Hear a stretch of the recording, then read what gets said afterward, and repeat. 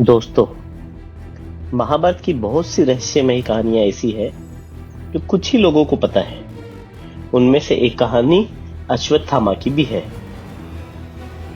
इस पूरी कहानी को सुनकर आपको वो बातें पता चलेगी जो आपने कभी नहीं सुनी होगी, इसलिए कहानी को अंत तक सुने। ये महाभारत के समय की बात है। एक महान गुरु थे द्रोणाचार्य। वह बहुत बड़े योद्धा थे और धनुर्विद्या के महान आचार्य माने जाते थे। उनके पुत्र का नाम था अश्वत्थामा। अश्वत्थामा बचपन से ही बहुत तेज और साहसी था, लेकिन उसका परिवार बहुत गरीब था। एक दिन अश्वत्थामा ने देखा कि दूसरे बच्चे दूध पी रहे हैं। उन्हें भी दूध पीने की इच्छा हुई। उन्होंने अपने पिता से कहा, पिताजी, मुझे भी दूध चाहिए। लेकिन घर में दूध नहीं था। तब उनकी मां कृपी ने आटे को पानी में घोलकर उन्हें दिया और कहा, बेटा, यह दूध है। अश्वत्थामा ने उसे खुशी खुशी पी लिया।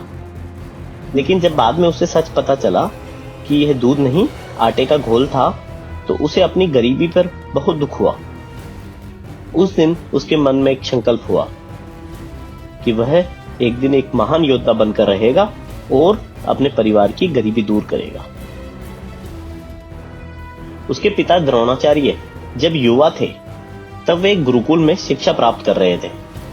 उसी गुरुकुल में उनके साथ एक राजकुमार भी पढ़ते थे जिनका नाम था द्रुपद। गुरुकुल में तो सभी विद्यार्थी एक समान होते हैं, चाहे राजकुमार हो या ब्राह्मण के पुत्र। सभी साथ पढ़ते हैं, खेलते हैं और रहते हैं। इसी कारण से द्रोण और द्रुपद की गहरी मित्रता हो गई। एक दिन द्रुपद ने द्रोण से कहा, हम तो बहुत अच्छे दोस्त हैं और जब मैं राजा बनूंगा तब मैं तुम्हें अपना आधा राज्य दे दूंगा और हम हमेशा जीवन भर मित्र ही रहेंगे। द्रोण ने इस बात को दिल से मान लिया। लेकिन समय बदलते देर नहीं थी। द्रुपद अपने राज्य लौटे और आगे चलकर पांचाल देश के राजा बन गए। द्रोणाचार्य, जो एक गरीब परिवार से थे, उनका जीवन कठिन होता चला गया। वे गरीब तो थे ही और अपने परिवार के साथ में संघर्ष करते जा रहे थे। एक दिन उन्हें अपने पुराने मित्र द्रुपद की बात याद आ गई और उससे मदद की उम्मीद लेकर वह पांचाल के महल में पहुंचे। उन्होंने द्रुपद से कहा, मित्र, क्या तुम्हें हमारे गुरुकुल के दिन याद है? लेकिन अब द्रुपद एक शक्तिशाली राजा थे। उन्होंने मजाक उड़ाते हुए कहा, एक राजा और एक गरीब ब्राह्मण में कैसी मित्रता? मित्रता तो बराबरी वालों में होती है। अब मैं राजा हूं और तुम एक गरीब ब्राह्मण। हमारी मित्रता कभी नहीं हो सकती। यह सुनकर द्रोणाचार्य का हृदय टूट गया। उन्हें क्रोध में अपने मन में निश्चय किया कि एक दिन इस अपमान का बदला जरूर लेंगे। कुछ समय बाद द्रोणाचार्य हस्तिनापुर पहुंचे। वहां उन्हें राजकुमारों को युद्ध विद्या सिखाने का अवसर मिला। उन्होंने कौरव और पांडव दोनों को शिक्षा दी। लेकिन उनके शिष्यों में सबसे प्रतिभाशाली थे अर्जुन। अर्जुन द्रोणाचार्य के प्रिय शिष्य बन गए थे। जब शिक्षा पूरी हुई तो द्रोणाचार्य ने गुरु दक्षिणा मांगी। उन्होंने कहा, अगर तुम मुझे सच्चा गुरु मानते हो तो मेरी गुरु दक्षिणा यह है कि तुम राजा द्रुपद को हराकर मेरे सामने लेकर आओ। पहले तो कौरवों ने प्रयास किया, लेकिन वे हार गए। फिर अर्जुन युद्ध में उतरे और अर्जुन ने अपने अद्भुत कौशल से द्रुपद को पराजित किया और बंदी बनाकर द्रोणाचार्य के सामने ले आए। तब द्रोणाचार्य ने द्रुपद से कहा, तुमने कहा था मित्रता बराबरी वालों में होती है। अब मैं तुम्हें हराकर तुम्हारे बराबर हो गया हूं। लेकिन फिर द्रोणाचार्य ने द्रुपद को उसका आधा राज्य दे दिया और आधा राज्य अपने पास रख लिया। समय बीतता गया और आखिरकार दुर्योधन की जित से कौरव और पांडवों के बीच भयानक युद्ध शुरू हुआ, कुरुक्षेत्र का युद्ध। इस युद्ध में अश्वत्थामा कौरवों की ओर से लड़े।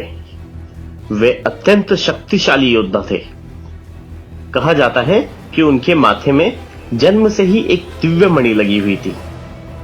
यह मणि उन्हें अद्भुत शक्ति देती थी। युद्ध के 15वें दिन द्रोणाचार्य का पराक्रम इतना भयानक था कि पांडवों की सेना बिखरने लगी। और तभी श्री कृष्ण ने एक योजना बनाई। पांडवों की सेना में एक हाथी था जिसका नाम भी अश्वत्थामा था। भीम ने उस हाथी को मार दिया और जोर से चिल्लाए, अश्वत्थामा मारा गया, अश्वत्थामा मारा गया। द्रोणाचार्य को विश्वास नहीं हुआ।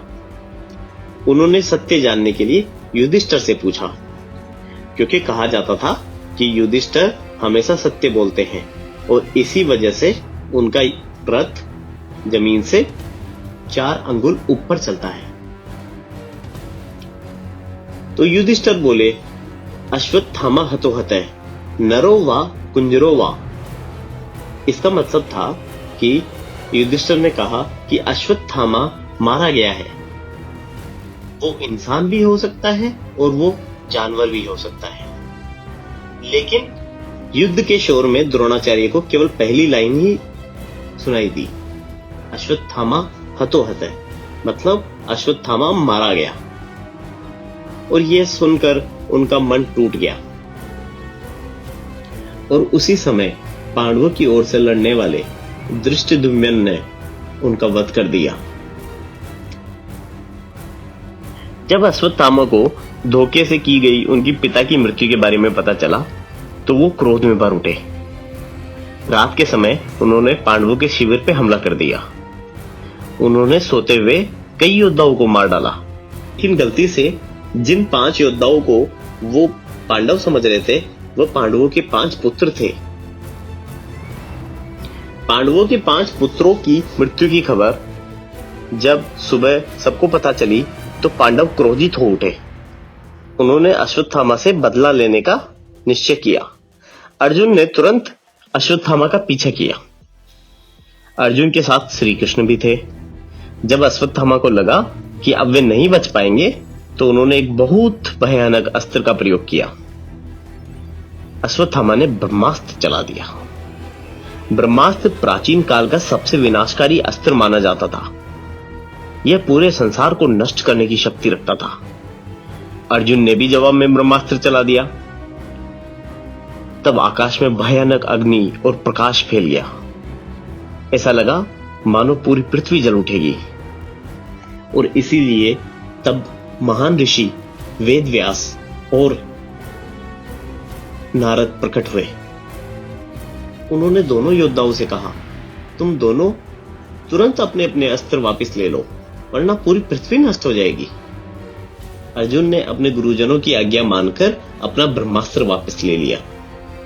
लेकिन अश्वत्थामा को ब्रह्मास्त्र वापस लेना नहीं आता था और इसीलिए क्रोध में आकर अश्वत्थामा ने एक भयानक निर्णय ले लिया। उन्होंने अपने ब्रह्मास्त्र को पांडवों के वंश को समाप्त करने के लिए भेज दिया। उस समय पांडवों के परिवार में केवल एक ही बच्चा आने वाला था। वह बच्चा था परीक्षित। परीक्षित अपनी मां उत्तरा के गर्भ में था, जो कि अभिमन्यु की पत्नी थी। अश्वत्थामा ने ब्रह्मास्त्र को उसी गर्भ की ओर भेज दिया ताकि पांडवों का वंश हमेशा के लिए समाप्त हो जाए। जब उत्तरा ने यह भयानक दिव्य अस्त्र अपनी ओर आते देखा तो वे तुरंत कृष्ण के पास पहुंची और उन्होंने प्रार्थना की, हे कृष्ण, मेरे गर्भ में पांडव वंश का अंतिम बालक है, कृपया उसकी रक्षा कीजिए। और तब श्री कृष्ण ने अपनी दिव्य शक्ति से उसके गर्भ में प्रवेश किया। अश्वत्थामा के ब्रह्मास्त्र से वह बच्चा मर गया था, लेकिन श्री कृष्ण ने उसे फिर से जीवित कर दिया और यही बालक आगे चलकर राजा परीक्षित बना। एक अजन्मे बच्चे पर ब्रह्मास्त्र चलाने के लिए अश्वत्थामा को श्री कृष्ण ने एक कठोर श्राप दिया। उनके माथे से उसकी दिव्य मणि निकाल दी गई और कहा कि उसके घाव कभी ठीक नहीं होंगे। उसे कभी शांति नहीं मिलेगी और वो बहुत लंबे समय तक पृथ्वी पर भटकते रहेंगे। और दोस्तों, कई लोक कथाओं में कहा जाता है कि अश्वत्थामा आज भी पृथ्वी पर भटक रहे हैं। कुछ लोग दावा भी करते हैं कि उन्हें मंदिरों या जंगलों के पास में देखा गया है, लेकिन इसका कोई प्रमाण नहीं है। इसलिए इसे आस्था और परंपराओं की कथा मानी जाती है।